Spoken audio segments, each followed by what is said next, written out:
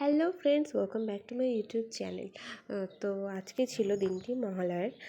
তো সকাল সকাল দেখো আমি পরিষ্কার করতে লেগে গেছে, ঘর পরিষ্কার করার জন্য। কারণ কি আজকে আমার বাড়িতে আমি পিকনিক করব।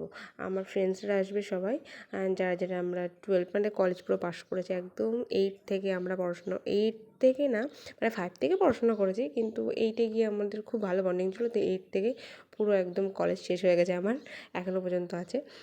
তো তারাই আসবে। তো দেখো এখানে পরিষ্কার করে নিচ্ছিলাম। ওদের অনেক কাছাকাছিই বাড়ি, আমারটায় অনেক দূরে বাড়ি। স্কুল থেকে, গার্লস স্কুলে পড়েছি আমরা। তো তার জন্য আসে না কেউ, তো বলেছিলাম তার জন্য ওরা আসবে।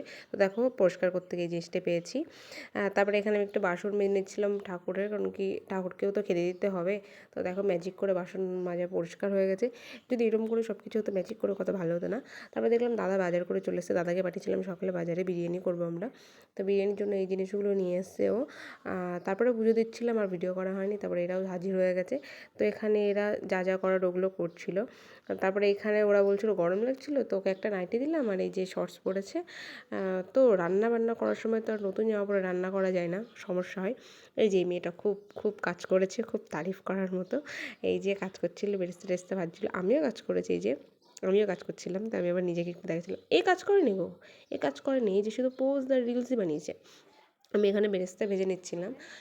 বেরেস্তাটা ভাজার পর এখানে দেখলাম ভাতটা শুকাতে দিয়েছে, ও পুরো প্রফেশনালভাবে রান্না করছিলো। এই যে একে দেখতে দিয়েছিলো, কারণ কি এরও কিছু কাজ করছিল না। তারপরে এখানে আমি টাকা নিয়ে চানাচুর কিনতে চলে গেছিলাম। আর এই যে এখানেও ম্যারিনেট করে নিচ্ছিলো মাংসটা। কী কী দিয়েছিলো আমার ঠিক না মনে নেই, যা যা দেয় ও পুরো যেমন দোকানে রান্না হয় তেমন রান্না করছিলো, বাড়িতে নাকি কীভাবে রান্না করে। আর আমরা তো আমি তো জানিই না যে এত কিছুভাবে রান্না করতে হয়, ওর জন্যই আমারটা ভাত সবসময় গলে টলে যায়, আমি জানি না। যাই হোক, তো খুব ভালো রান্না করছিলো। আরও অনেকের আসার কথা ছিল, কিন্তু ওরা আসতে পারেনি, এটার জন্য একটু খারাপ লাগছে। অনেকের এক্সাম আছে, অনেকের জামা টামা কিনবে পুজোর সময়, যেহেতু আর কিছু কিছু সমস্যা বড় হয়ে গেলে যেটা হয় আর কি। তো তার জন্য ওরা আসতে পারেনি। তো এই যে এসেছিলো বলেই আমরা আজকে রান্নাবান্না করে ভালো করে খেতে পেরেছি, নাহলে পারতামও না। এই যে এখানে পেস্ট, আদা রসুনের পেস্ট দিয়ে দিচ্ছিলো, যেটা আমার বাড়িতে ছিল। আমাদের কষ্ট করে আর বাটতে টাটতে হয়নি আমাদের। তো এখানে আমরা 6 জন মিলে করেছিলাম পিকনিক। আর আরও অনেকের আসার কথা ছিল, তারা তো আসতেই পারেনি, বললাম সেটা। তো এখানটাতে আমরা যারা যারা আরও আরও ক্লোজ ফ্রেন্ড ছিল, তাদেরকেও বলেছিলাম, কিন্তু তারা আসেনি, কারণ তাদের পরীক্ষা টরীক্ষা আছে। তো যাই হোক, এখানে দেখো ম্যারিনেট করে নেওয়ার পর এখানে আমরা দিয়ে দিয়েছিলাম মাংসটা এর মধ্যে। তারপর এখানে চানাচুর কিনে নিয়েছিলাম বললাম না, এই যে মুড়ি মাখাচ্ছিলো। এই যে এরা এত রোগা রোগা, তাও এদের এত খিদে পায়, এরা মুড়ি খাওয়ার জন্য আমাকে বারবার বলছে, তোর বাড়ি এসেছি, যা যা যা চানাচুর নিয়ে মুড়ি খাবো।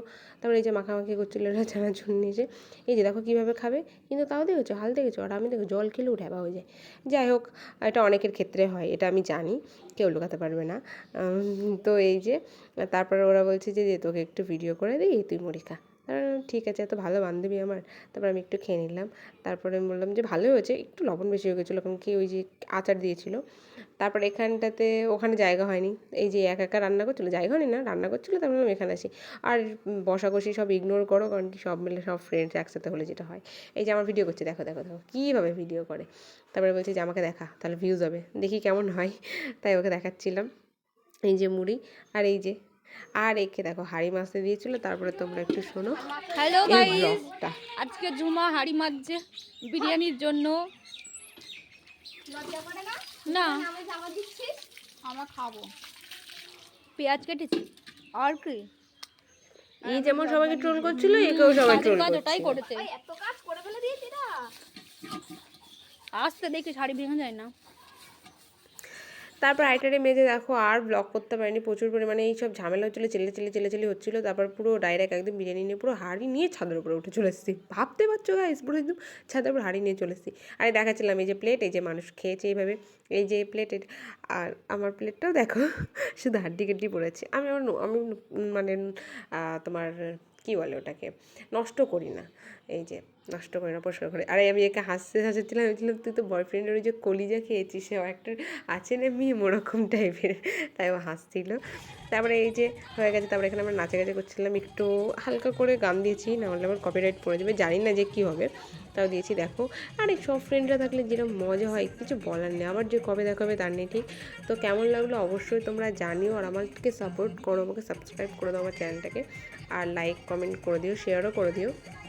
তো দেখো আমি আরও নাচছিলাম আর লজ্জা পাচ্ছিলাম, আর যে নাচতে নাচতে আমাকে হাঁচড়িয়ে একদম খামচে নিয়েছে। যাই হোক আমি আরও নাচছিলাম, ওরা দেখছিলাম, ওরা নাকি আমাদের নাচ দেখতে খুব পছন্দ করে। আমার তো লজ্জা লাগছিলো, তাও নাচছিলাম। আর এই সবাই মিলে এরপরে আমরা সবাই মিলে নাচবো। তো কেমন হচ্ছে অবশ্যই ভিডিওটা জানিও তোমরা, আর কোথায় কি হয়েছে না হয়েছে। আর হ্যাঁ, আমার ভয়েসটা খারাপ আমি জানি, কেমন খুব কানে লাগে, তো আমি আস্তে আস্তেই বলছি, আমি জানি না আমার ভয়েসটা এরকম টাইপেরই। তো দেখো তারপর এখানে ঘরে নাচতে খুব প্রচুর পরিমাণে গরম লাগছিলো, যে চল ছাদের উপরে যাই। তারপর আমরা ছাদের উপর চলে এসেছি উঠে। তারপরে এখানে কাণ্ড, আমাদেরকে একটা রিলস বানাবো বলে তাই ওদেরকে আমি দেখাচ্ছিলাম এইভাবে করতে হবে। তো কেমন লাগলো জানিও, টাটা।